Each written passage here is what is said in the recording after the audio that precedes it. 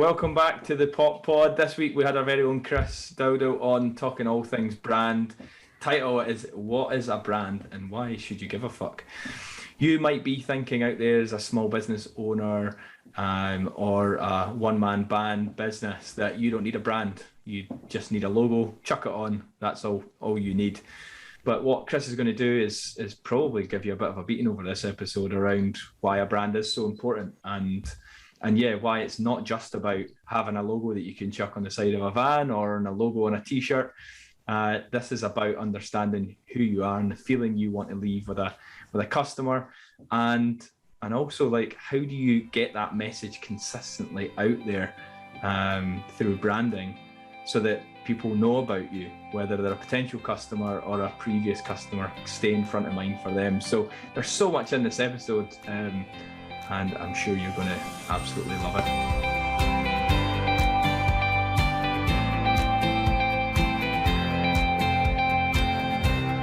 So welcome back.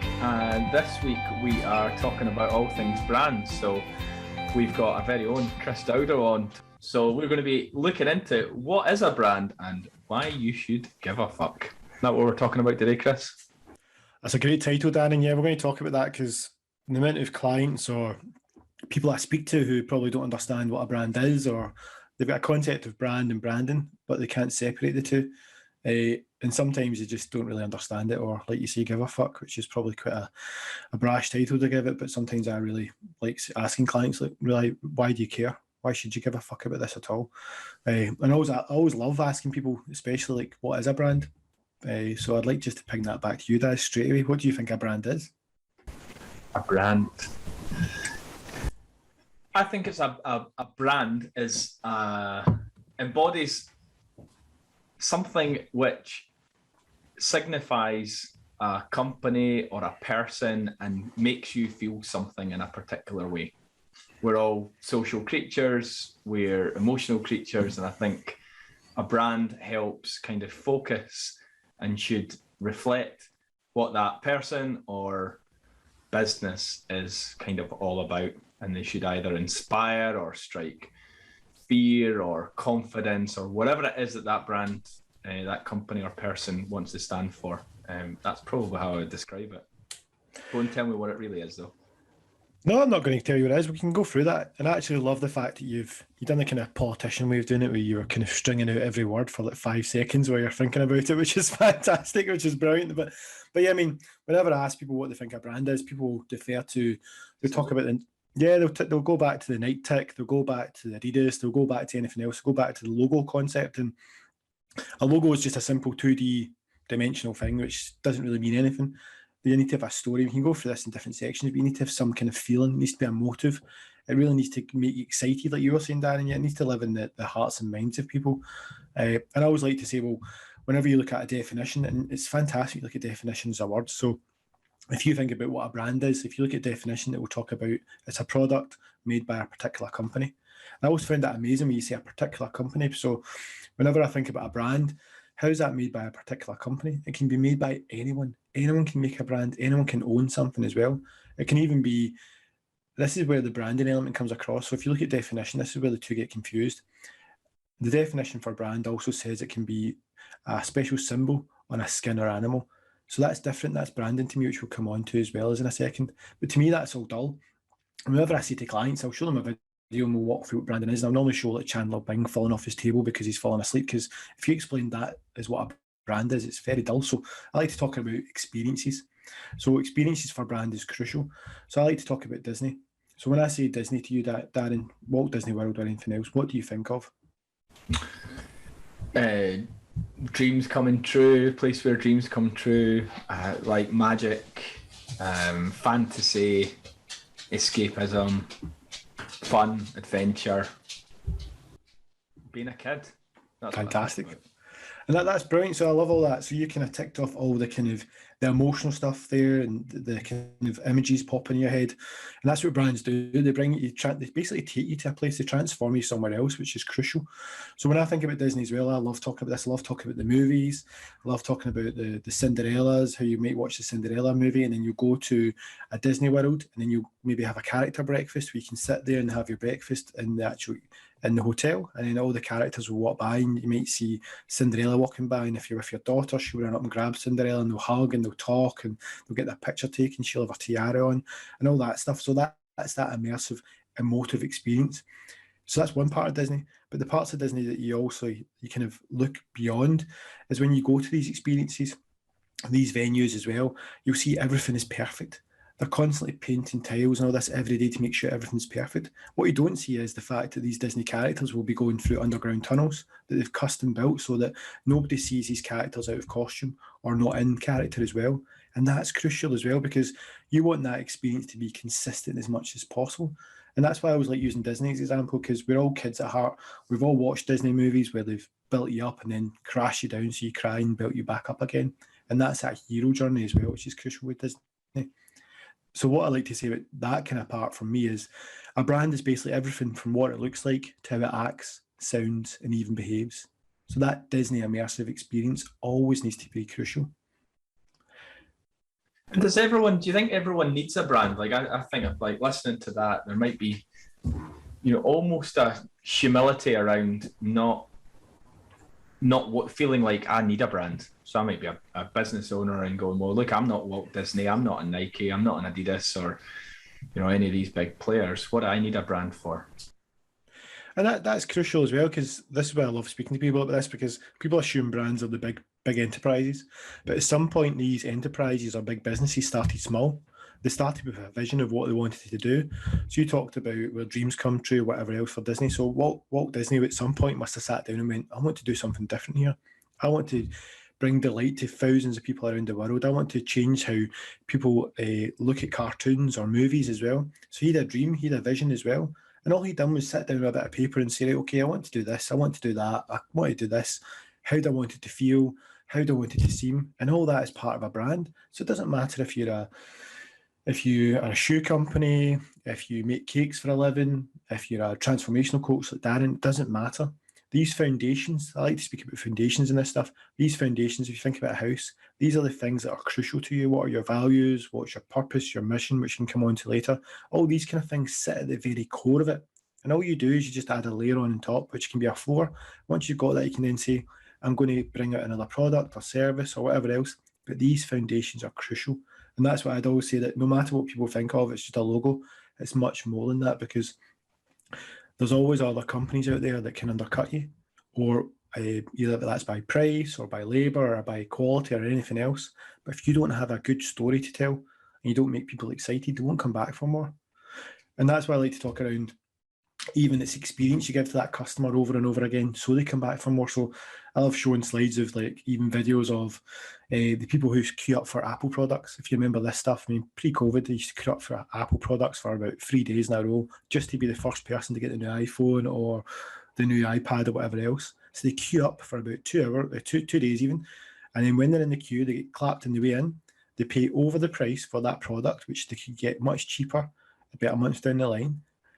And when they're walking out, they get that clap again from all the staff and they feel like a hero. And then what that person does is then they'll go and tweet about it, they'll go and put it on Instagram, they'll TikTok videos, anything.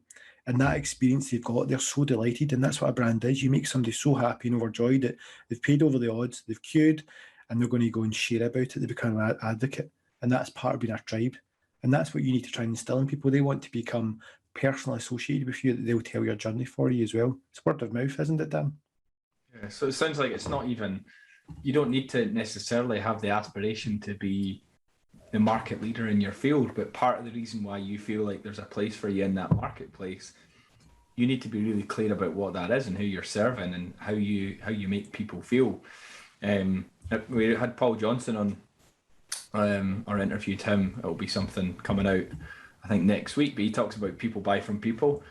So if you don't have a story to tell, people won't come back. And I don't know, my head always goes into thinking about like tradesmen, and I'm sure there's lots of really, really good tradesmen there, out there, but likes of painters, joiners, kind of man with a van sort of people. But I'm even thinking about, we had Andrew McKillop, one of the first people on the podcast, and she's built a brand that deliver trades, but thought from, right, as a company, how do we want the end customer to feel?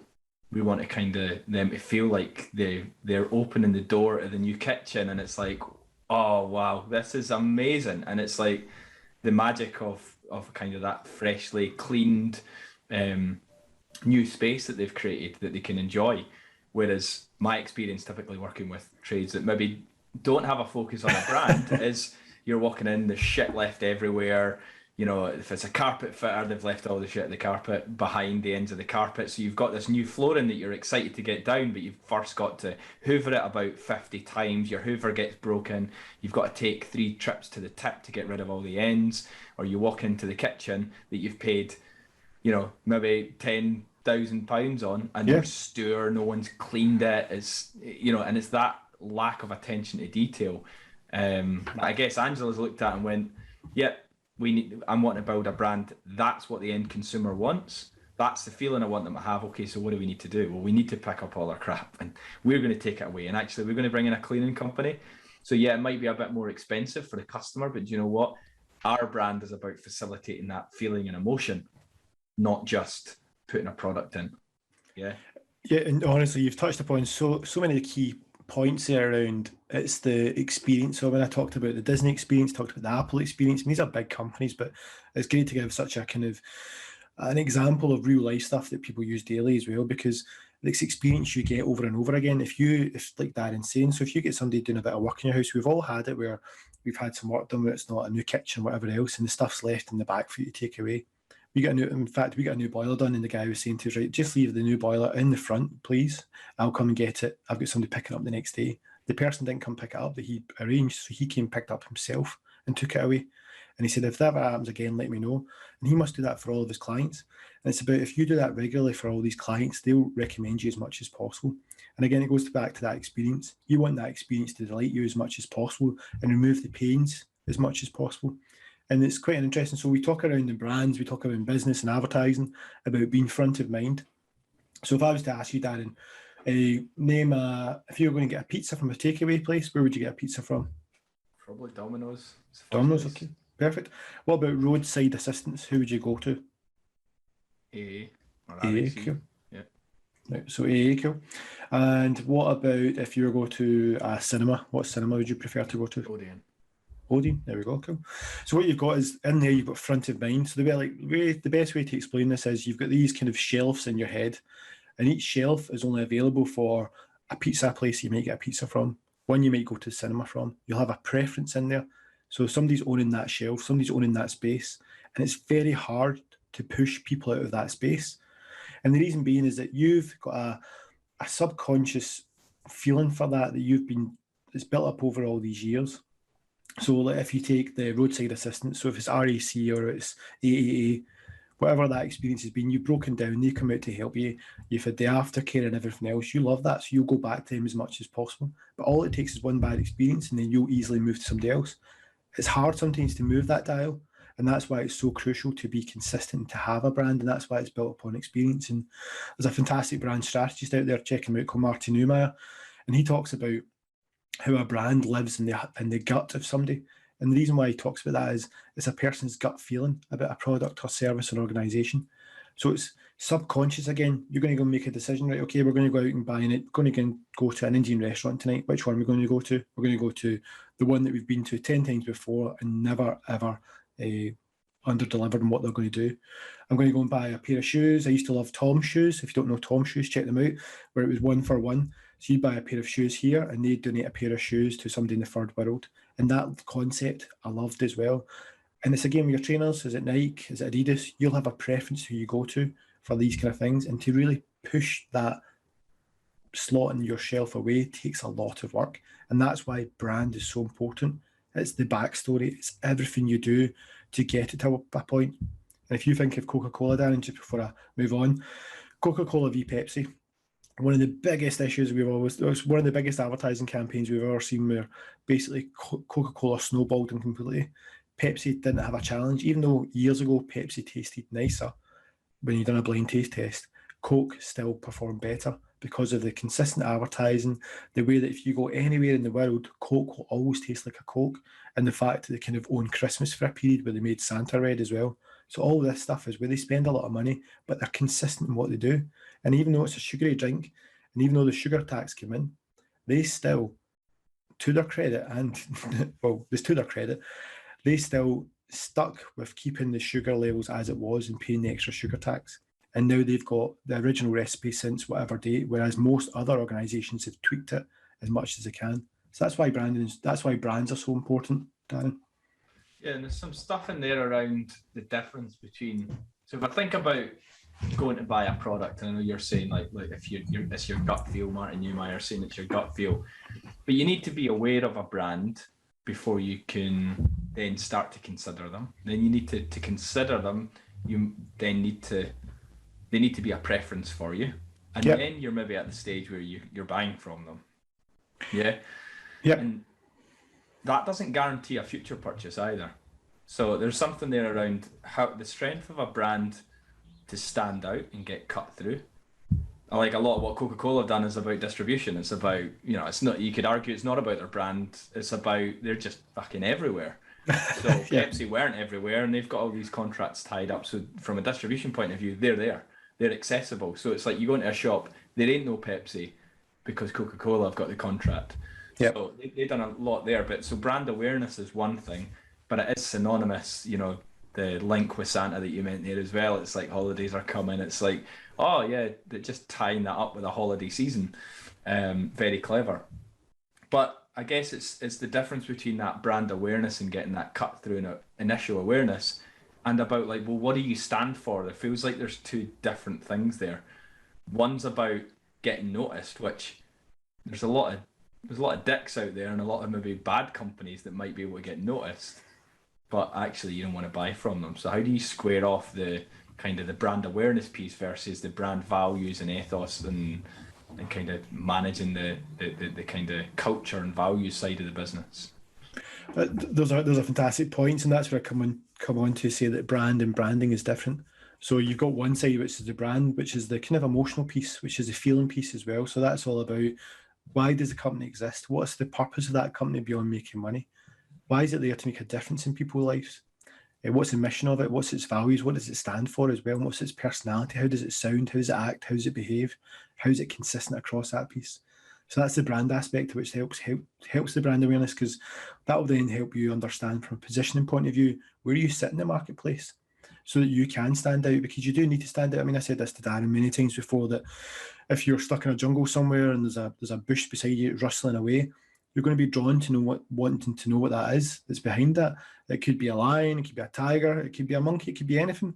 But no matter what, you want to understand what's behind it. So we're inherently driven by danger or what's different. Curiosity, and that curiosity, So that's what gets us. It's curiosity aspect. So if your brand isn't different enough and can't stand out enough from a strategy point of view, then you're going to just fall down.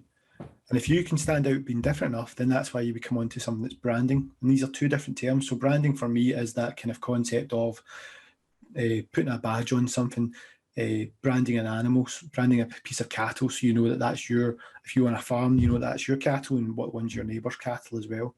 So that's why I think that's quite an interesting piece as well, because even when you look at what the definition of branding is, they say it's a particular design or symbol, like a trademark, if you like. So the first ever trademark was Bass beer, which my dad loves because he drinks the beer, which is a red triangle. And the only reason why they trademarked that triangle is because they wanted to feel they wanted to own that triangle as well. So that's why branding is so important. And if you think about branding in the easiest way, so if I take Formula One, Darren, you're a Formula One fan, aren't you? Yeah. Okay. So in Formula One, if you ever look at the Formula One cars, or even the Formula One, is it jumpsuits that the riders wear, or fire suits, whatever they're called? If you look at that, in every square inch of what these people wear, there is logos, identities on there. So you might have, for Lewis Hamilton, you might have Mercedes, you might have Pirelli tyres, Tommy Hilfiger, Monster drinks, Rolex, Puma, all that. So what that is that's branding. That's getting your business or product seen by the right audience at the right time consistently. So if you think of people that watch Formula One, maybe like Darren, who may be a little bit more affluent or a bit more different in what they want to perceive in life, against somebody who's maybe going to the football every day, against somebody who's maybe wanting to go and watch gymnastics or anything else, every other sport, those brands are going to be seen different by different people. And it's people who want to see that, and it's reinforcing it consistently and consistently. And that's why branding's so important. Branding is that brand awareness piece that you were saying, Darren. It's getting seen at the right time, at the right people, because there's no point in, if you're going to watch Formula One racing and there's an advert on there for Lidl or Aldi or whatever else, because that's not the right target market they're going for. It's a much more affluent target market that maybe a Waitrose or Amazon Go, the new shops, might want to appeal to. And that's why it's crucial.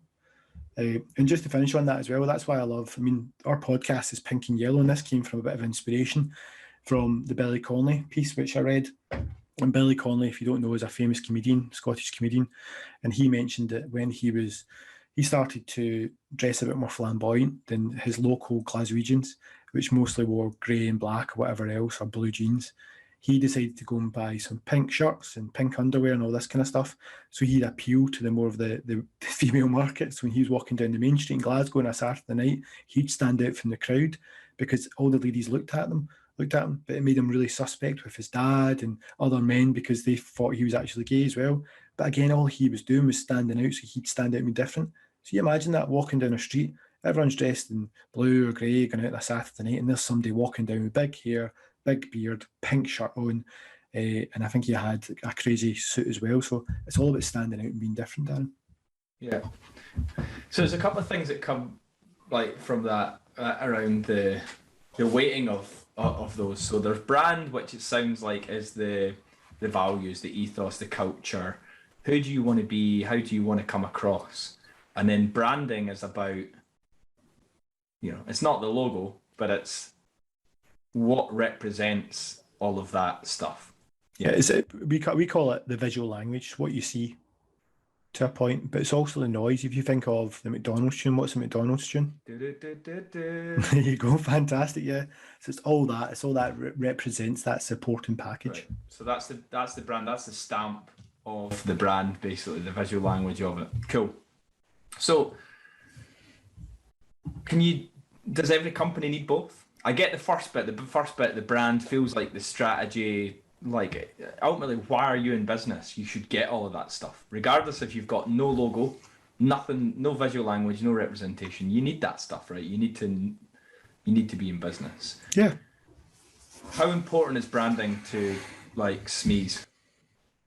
Yeah, for small, medium enterprises. So when you take up on this, I've worked with a lot of businesses as well where we class them as accidental brands. So somebody's had an idea for a business or organisation and they go, right, okay, we want to go and do something in this marketplace as an opportunity. Somebody's given us this opportunity. We need a badge and a logo. Let's do that. Let's stick it on. And then before you know it, with a bit of growth, after maybe 3 to 5 years, they realise this business has actually been quite serious. And sometimes what you find with organisations is sometimes built upon people's personal values. So it's what they believe in. And as the organisation grows and people want to join the business as well, they realise that, in fact, my personal values either work or are a clash for them. So if you think of Elon Musk and Tesla and all these kind of people, the crazy people out there, their values are quite strong and they implement them into the organisation just like Virgin did. But for small and medium enterprises, once they start to have a growth spurt as well, if they want to bring people on, they need to set up values to make sure the business is going the right direction. People agree with them, and that's where their mission comes in. So for small organisations, you do need both, but sometimes it comes about accidentally after a period of growth.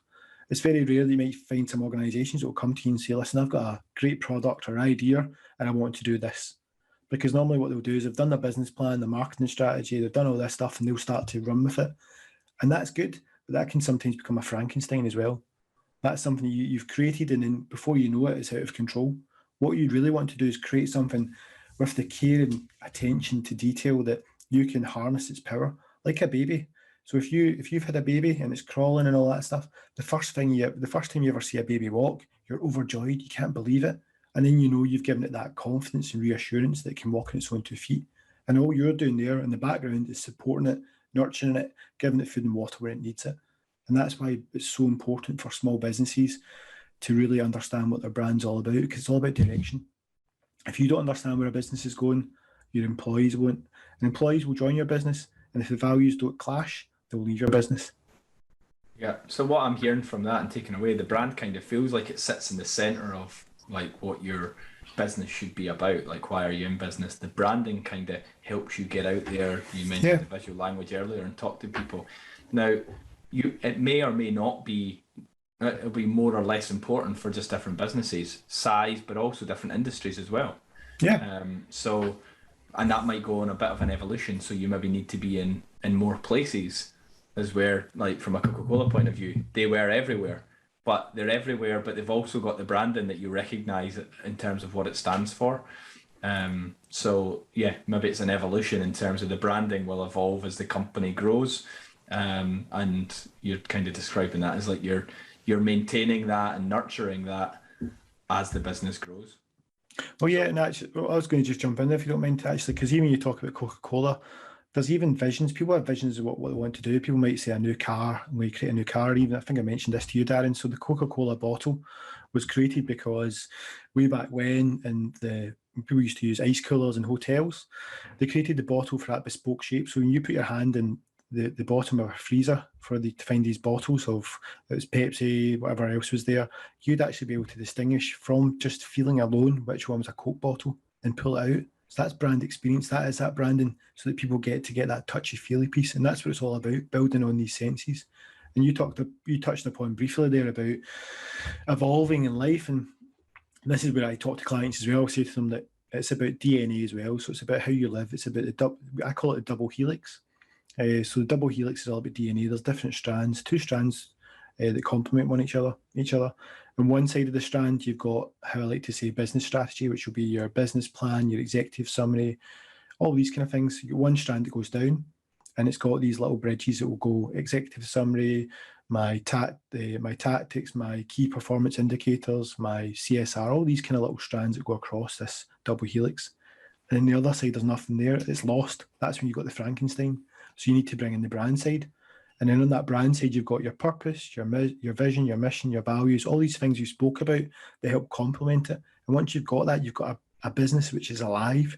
Like we spoke about the DNA, it needs to be alive to attract people to it, because people need to feel. Hear you say, like Dr. Frankenstein. Dr. Frank, but it's alive. But that's it. It needs to be alive, and that's why I love it, because every brand needs to have a heart. It needs to beat at a regular pace, because if it's not beating and it's not alive, nobody's going to jump on that bandwagon and want to roll with the punches with it in the good times and bad times. And if your brand isn't alive and it's a Frankenstein monster that's not working well, then what's going to happen is it's going to lose that space on the shelf, and somebody else is going to fill that space, and it's going to take time to push it off. It's a really nice way of thinking about it, and it's making me think about my own business as well. So the values that kind of are important to me, the type of business that I want to run, the type of impact I want to have on clients in the coaching space, or supporting my investors, or supporting the community in terms of bringing old homes back to life. Thinking about how I'm serving those customers and the values that I want to help them feel. If I'm not got a consistent beating heart that's pushing that message out there to say this is Mila Holmes, or this is Work in Progress Coaching, and this is what I'm about, that's going to be lost. And like you say, you're going to be off the shelf in their mind, and someone else is going to be in replacing it. Because one thing's for sure in life, there's a lot of values, but there's a lot more people in businesses than there are values. So I think it's making sure that you're owning and taking responsibility to be that forefront of people's minds. Really nice way of putting it, Chris. Yeah, and even when you think about it, so if you've got something that's going to completely disrupt the marketplace, which is always a great way to do. So if you're in a business and your brand or your business is going to just complement other businesses and not stand out enough, there's a danger that you'll just blend in too much, and then you'll lose that traction. But if you can own a new niche, a new marketplace, you become the innovator. And that's where you want to, obviously you get that lovely bell curve of basically the innovator, early adopters, late adopters. If you can become that innovator that people then jump on and go, this is a great new product, which I'm going to talk about in a second, a great new product, and you've got them for life. And if you can jump over that chasm of innovator to early adopters, that people want to support it as much as possible, then people will be with you for life as well. and that's a great business model, and that gives you an opportunity because, again, if you don't have the right brand, if you don't have the right story, if you don't have the right visual identity, and you make that jump, but people are seeing holes in it, especially competitors, they'll jump with you as well, and they'll see holes in it, and they'll be on your tail, basically picking up the customers that are losing, and eventually you'll just die away. And that's why it's so important. I mean, that's why I said why you should give a fuck as well, because if you think about businesses that haven't innovated with the times and changed their business model or looked at their business model and realised where we go, I mean, for us who are unfortunately old enough, on a Saturday night, if we ever wanted to watch a movie, Dan, and it was a blockbuster and it came out in the cinema, and a year later, where would we go to watch a movie if we wanted to watch it in our home? What now? A couple of years, well, maybe say 5 years ago. 5 years ago, where would you go? To go and get a movie to watch in the house? Probably Sky, to be honest. I'd probably just download it from Sky. Oh, You're going to say Netflix, are you? No, apologies. So it's probably before the download generation. So what I'd normally go to... Blockbuster's been out of business for like 15 years or something, man. No, not that far, actually. But really? Blockbuster, you had Global Video, so you had all these kind of... Video drive-in. I still remember my mum's pin back in the day. It was her birthday. And don't she let she might use it for other stuff. I'm not going to care. It wasn't the year of birth. It was just the day in the month. But you'd just be able to walk in at 14, get an 18 movie, no bother, just because you had a 4-digit pin. Okay, well, I wasn't really going with that, but that gives you an idea of for the younger generation who have never experienced the sheer joy and pain of going down on a Saturday night and picking up your favourite DVD movie, if it was going to be the new Rambo, whatever it was. It wasn't a top shelf, by the way. It wasn't a top shelf, a VHS. So kids would never even know what a top shelf is. I know, I'm going to gloss over that because that's not that great. But what you'd normally do is you'd go down to the video shop, you pick up the front of the video. So if it was like a Rambo or new Terminator, you pick up off the shelf. And what you find is actually as you picked up, there'd be empty slots behind it. And if there was a full slot, you could take that full empty case and that'd be you have the movie for 2 nights and you pay a premium for it. But lo and behold, most Saturday nights you go down and it'd be empty and you'd be disappointed. And that's what Blockbuster and Global Video and all these other kind of VHS, kind of DVD to a point, or kind of movie places where you went down and picked something up, they left people disappointed. And that's where you had like Love Film started it. We used to get movies delivered to your door, if you remember that, Darren, and you'd be able to send them back. And eventually they moved to kind of Netflix model and all these ones. And what's happened when you think about Blockbuster and Global Video and all these companies, they've disappeared. They're now in the history books. They'll be there as a kind of a history. You used to go and pick up stuff. What they didn't do is they didn't see how the marketplace was changing. They didn't change their business model and adapt their brand to go with that. And now what you've got is you've got stuff like Apple TV, you've got Netflix, you've got Disney, you've got Amazon Prime. And somebody made that change early. They became the early adopter, changed the model, and you've got all these other companies now trying to fill that space as well.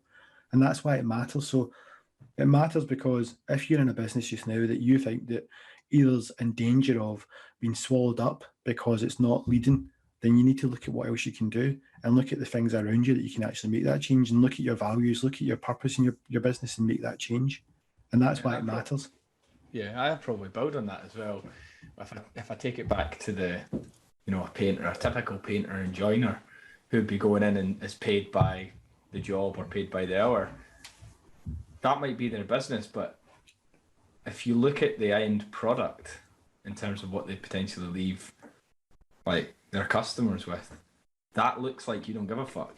Yeah. And if someone's left with an opinion about your business that you don't give a fuck, what's the likelihood is they're going to recommend you to someone else or they're going to call you to come in? It doesn't need to be Blockbuster. It doesn't need to be a huge business scale problem. This is just about like, what is the feeling that you leave your customers with?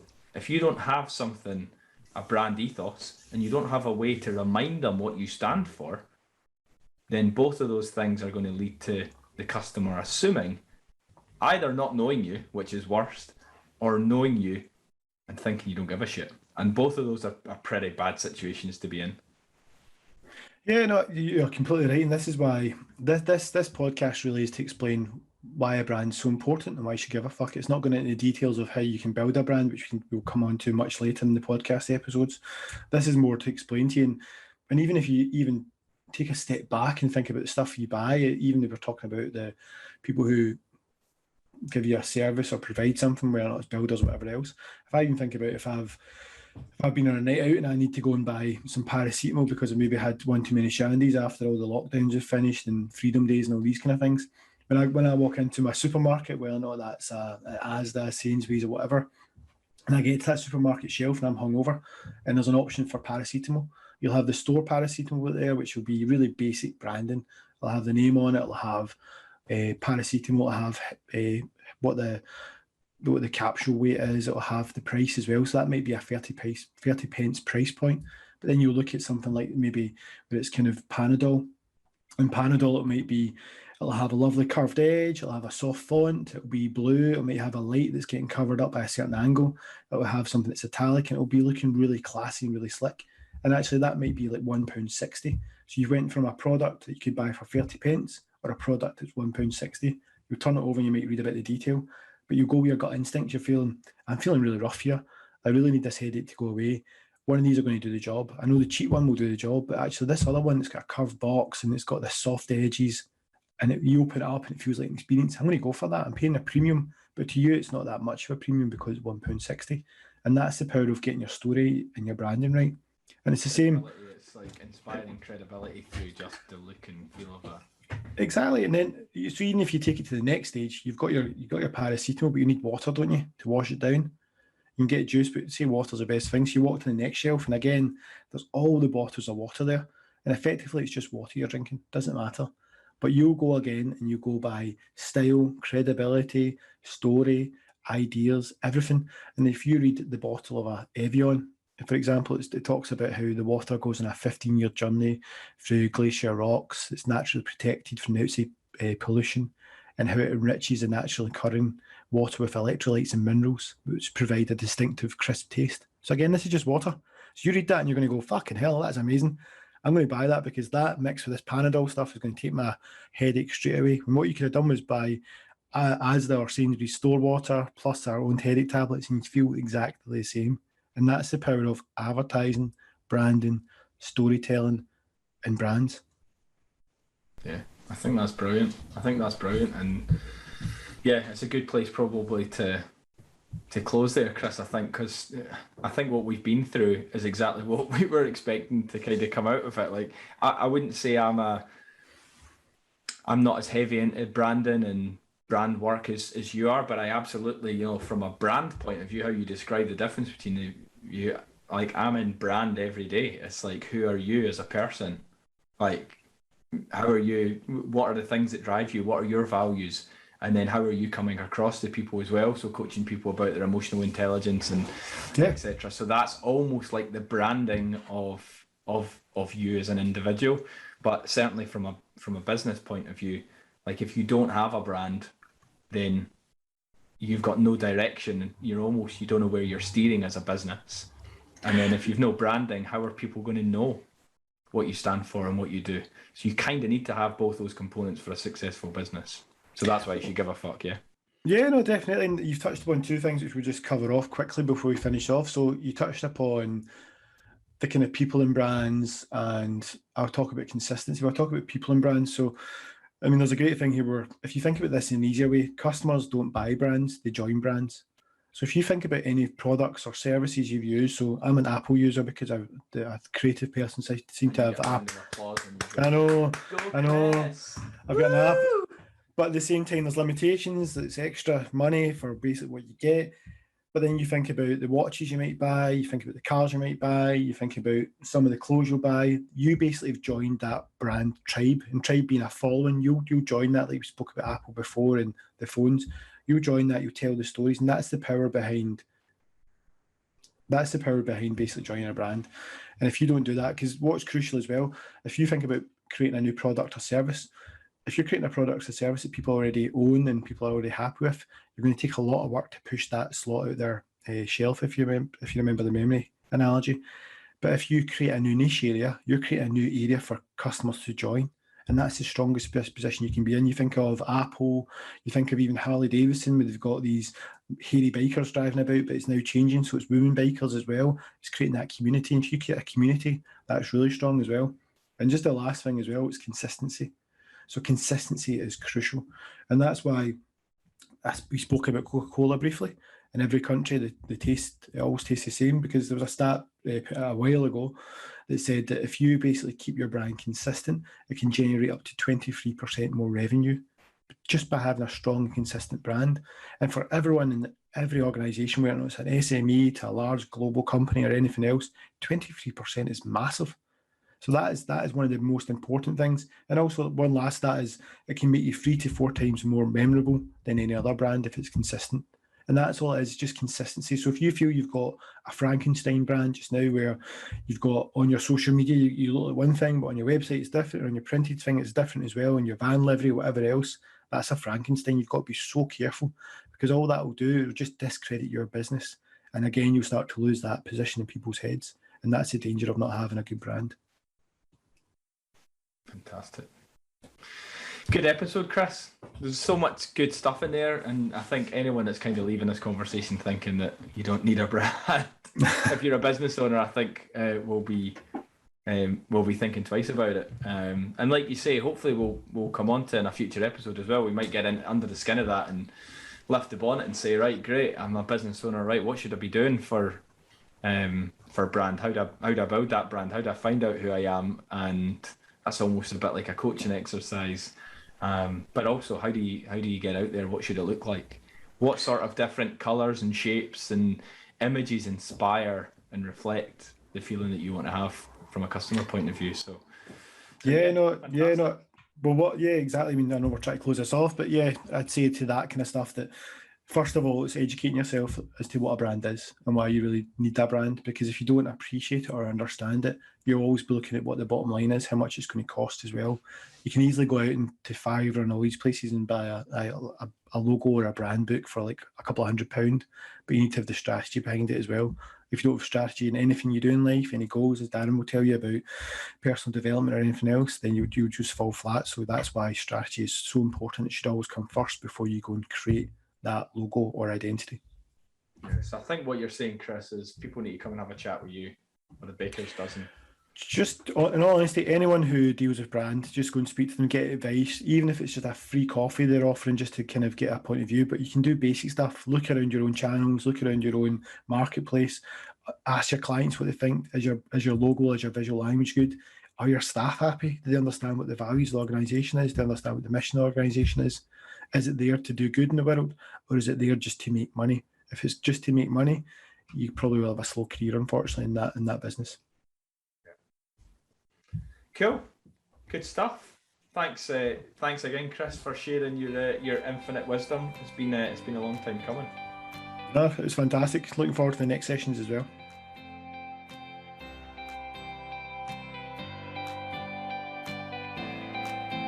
As always, thank you so much for listening to the Pop Pod this week. If you'd like to leave a review or share the podcast with others, then that'd be awesome.